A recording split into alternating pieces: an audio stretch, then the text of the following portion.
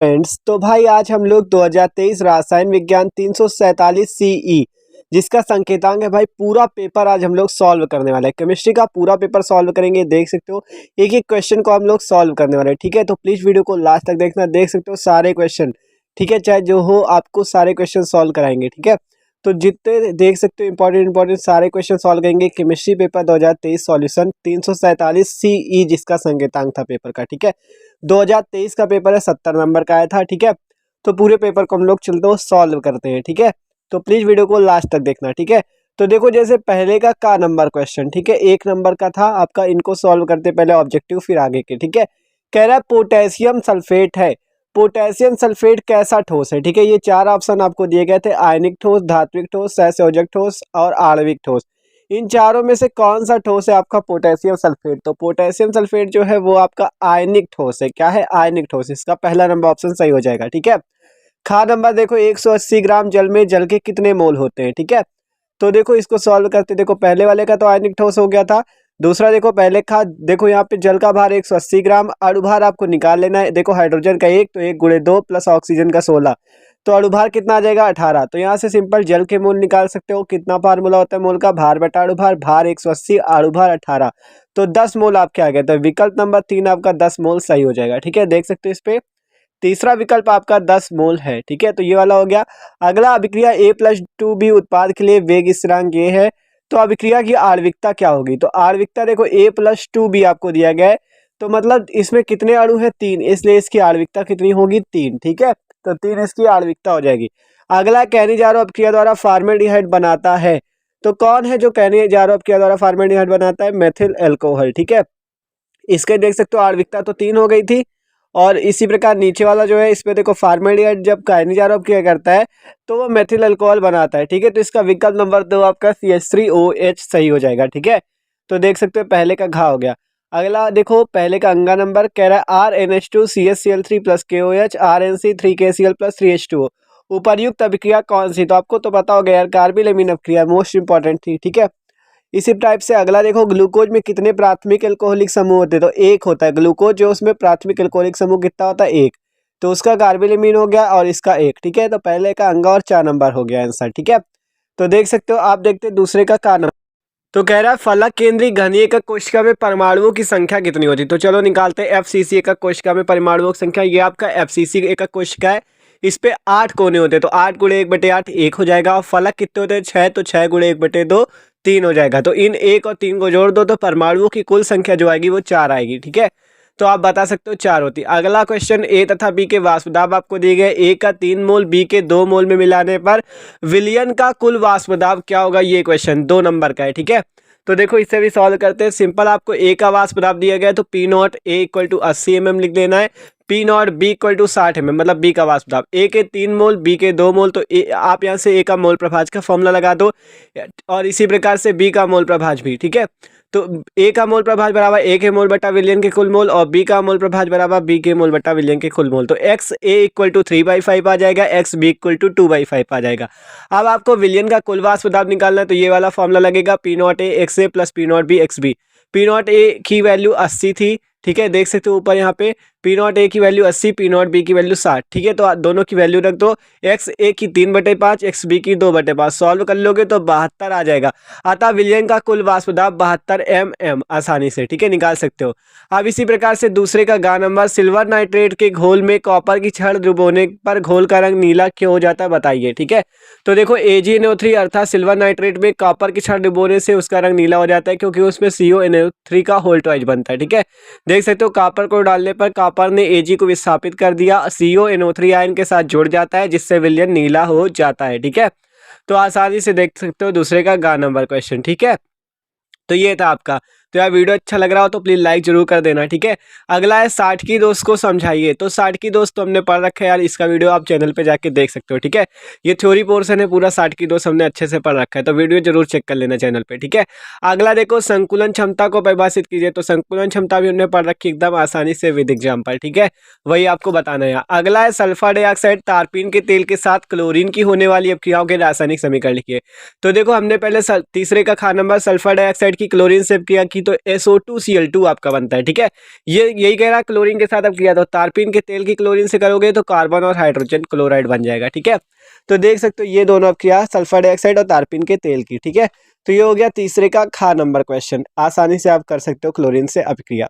अगला उपसहसंयोजन में आपका ये जो यौगिक दिया गया है इसमें कॉपर की ऑक्सीकरण संख्या बतानी है आपको, तो चलो इसको भी निकाल लेते हैं। देखो ये है आपका निकालनी कॉपर की, तो उसे मान लो x के इक्वल। ठीक है, तो x प्लस आपका अमोनिया का 0 हो जाएगा, 0 × 4 माइनस सल्फेट का -2। ठीक है, तो x इक्वल टू प्लस का 2 आ जाएगा, इसलिए कॉपर की ऑक्सीकरण संख्या +2 आसानी से निकाल सकते हो। अगला क्वेश्चन, ग्लूकोज की ब्रोमीन जल के साथ होने वाली अभिक्रिया का रासायनिक समीकरण लिखिए। तो देख सकते हो इसको भी हल करते हैं, ग्लूकोज की ब्रोमीन से और जल से अभिक्रिया। तो ये ग्लूकोज का फार्मूला है, ऑक्सीकरण कर दोगे इसका ब्रोमीन और जल द्वारा, तो आपका यहाँ से जो ऑक्सीजन है इसके बीच में लग जाएगा। ठीक है, तो ये क्या हो जाएगा COOH और पूरा उसी तरह, तो ये आपका बन गया ग्लूकोनिक अम्ल। ठीक है, तो ग्लूकोज से ग्लूकोनिक अम्ल बनता है जब ब्रोमीन जल के साथ अभिक्रिया होती है। ठीक है, अगला क्वेश्चन 4 का कह रहा है नष्ट समीकरण तथा इसकी एक उपयोगिता लिखिए। ठीक है, नष्ट समीकरण के बारे में बताना है तथा इसकी एक उपयोगिता को लिखना है, तो ये भी हमने पढ़ रखा है बहुत आसानी से। अगला द्रव स्नेही तथा द्रव विरोधी कोलाइड में अंतर, तो ये भी थ्योरी पोर्शन है। ठीक है, फिर एसिटिलीकरण पर संक्षिप्त टिप्पणी लिखिए, तो एसिटिलीकरण वाला आपको बताते हैं। ठीक है, तो चलो एसिटिलीकरण देखते हैं हम लोग।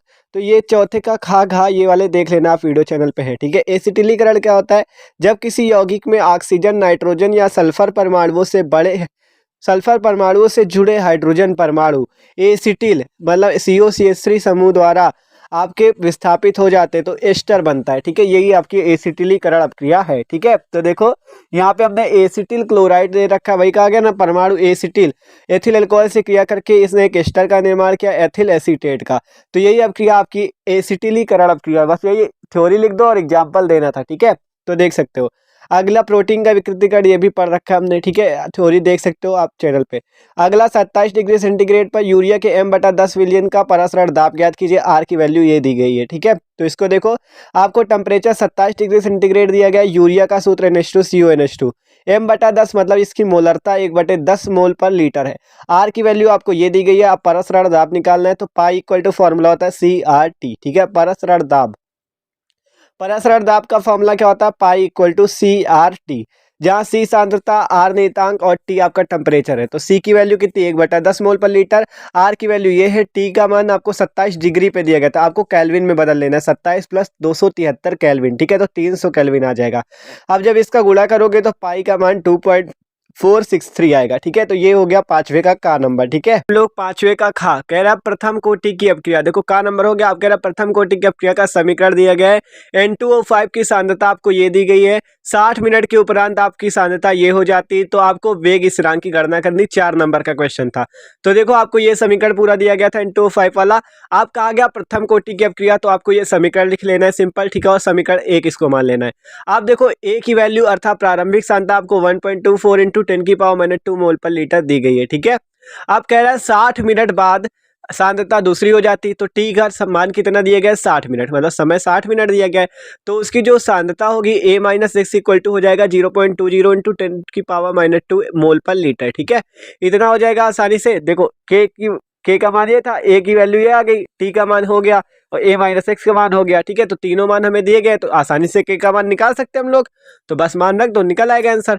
तो देखो के की वैल्यू अर्थात वेग स्थिरांक निकालना है ना, तो देखो के इक्वल टू क्या हो गया 2.303/60 log बेस में 10 1.24 × 10⁻² अपॉन 0.20 × 10⁻²। ठीक है, आप देखो यहाँ से 10⁻² कैंसिल, यहाँ से दशमलव हटा देना। ठीक है, तो 124/20 आएगा, 4 से काटोगे 31 ऊपर, नीचे आएगा 4 × 20। ठीक है, आप सॉल्व करना है। देखो 5 का भाग दो 31 में 6.2 हो जाएगा, 5 × 6 = 3 5 × 9 = 10। ठीक है, आप देखो log 6.2 की वैल्यू होती है 0.7923। ठीक है, अब इसको सॉल्व करोगे तो 0.0304 मिनट इनवर्स आपका वेग स्थिरांक आ जाएगा। ठीक है, तो आसानी से आप सॉल्व कर लेना, देख लेना, अच्छे से समझ लेना। ठीक है, आप देखो पांचवा का गा नंबर का और खा तो हो गए, गा है संक्रमण तत्वों की 4 विशेषता लिखे, तो ये भी हमने अच्छे से पढ़ रखा है। ठीक है, इसी प्रकार IUPAC पद्धति के नामकरण पर संक्षिप्त टिप्पणी लिखी है, तो थ्योरी पोर्शन आप देख लेना। ठीक है, अगला छठवे का नंबर देखो, ओजोन बनाने के रासायनिक समीकरण एवं इसके 3 ऑक्सीकारक गुणों को बताए, 5 नंबर का पूछा गया था, थ्योरी वाला है। ठीक है, देख लेना इसको भी।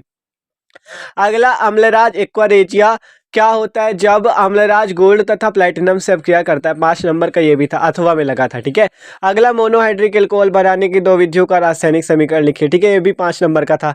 फिर अथवा में आपको ये सारी अपक्रियाएं दी गई, राइमर त्रिमन अपक्रिया, कोल्बे अपक्रिया, ये सारी हमने अपक्रियाएं चैनल पे आपको मिल जाएंगी, सारी अपक्रिया पढ़ रखी है। ठीक है, अब इन रिएक्शन को आपको बताते हैं। 7वां नंबर की क्लोरोबेंजीन से कैसे प्राप्त करेंगे। तो पहली रिएक्शन क्लोरोबेंजीन से पिक्रिक अम्ल को कैसे प्राप्त करेंगे। ठीक है, तो सिंपल क्लोरोबेंजीन लिया, NaOH से क्रिया कर दी, फिनाल बन गया। ठीक है, अब क्या करेंगे, ये फिनाल जो है इसकी क्रिया नाइट्रिक अम्ल से सांद्र की उपस्थिति में करेंगे तो आपका पिक्रिक अम्ल या कह सकते हो 2,4,6 ट्राइनाइट्रोफिनाल आपका बन जाएगा। ठीक है, आसानी से बना सकते हो। तो पहली रिएक्शन होगी। अगली क्लोरोबेंजीन से डाइक्लोरोबेंजीन बनाओ। तो सिंपल क्लोरोबेंजीन की क्रिया क्लोरीन से आयरन की उपस्थिति में करेंगे, जिससे हाइड्रोजन क्लोराइड बाहर निकलेगा और आर्थो डाइक्लोरोबेंजीन पैरा डाइक्लोरोबेंजीन के अणु बन जाएंगे। ठीक है, आसानी से आप अपक्रिया ये वाली भी कर सकते हो। वाली अपक्रिया भी इसी टाइप से कर लोगे। अब अगली अपक्रिया है क्लोरोबेंजीन से क्लोरोबेंजीन सल्फोनिक अम्ल प्राप्त करो। क्लोरोबेंजीन से क्या प्राप्त करना है, क्लोरोबेंजीन सल्फोनिक अम्ल। तो सिंपल H2SO4 से इसकी क्रिया करेंगे क्लोरोबेंजीन की, जिससे आपका आर्थो क्लोरोबेंजीन सल्फोनिक अम्ल और पैरा क्लोरोबेंजीन सल्फोनिक अम्ल बन जाएगा। देख सकते हो, ये वाली रिएक्शन भी देख लेना एकदम आसानी से। ठीक है, तो ये था आंसर नंबर 7 का आपका। ठीक है, पूरे आंसर देख लिए आपके 7 के के भी। फिर आपका कह रहा है हेलो एल्केन नाभिक स्नेही प्रतिस्थापन अपक्रियाओं पर संक्षिप्त टिप्पणी लिखिए। इसी टाइप से 7 का खा भी देख सकते हो। आपका इन अपक्रियाओं को मतलब टॉलुइन से बेंजोइक अम्ल प्राप्त करना है, बेंजामाइड से बेंजोइक अम्ल, एथिल बेंजोइड से बेंजोइक अम्ल। ठीक है, और फिर बीच में अथवा लगा हुआ है। आपको इन तीनों अपक्रियाओं को एल्डोल संघनन भी पढ़ रखी हमने, कैनिजारो भी पढ़ रखी। ठीक है, विकार्बोक्सिलिकलन। ठीक है, तो इनको भी आप आसानी से देख सकते हो, 5 नंबर का था। ठीक है, तो भाई देख सकते हो ये था आपका 2023 रासायन विज्ञान का पेपर। तो यार लाइक जरूर कर देना और सब्सक्राइब भी कर देना।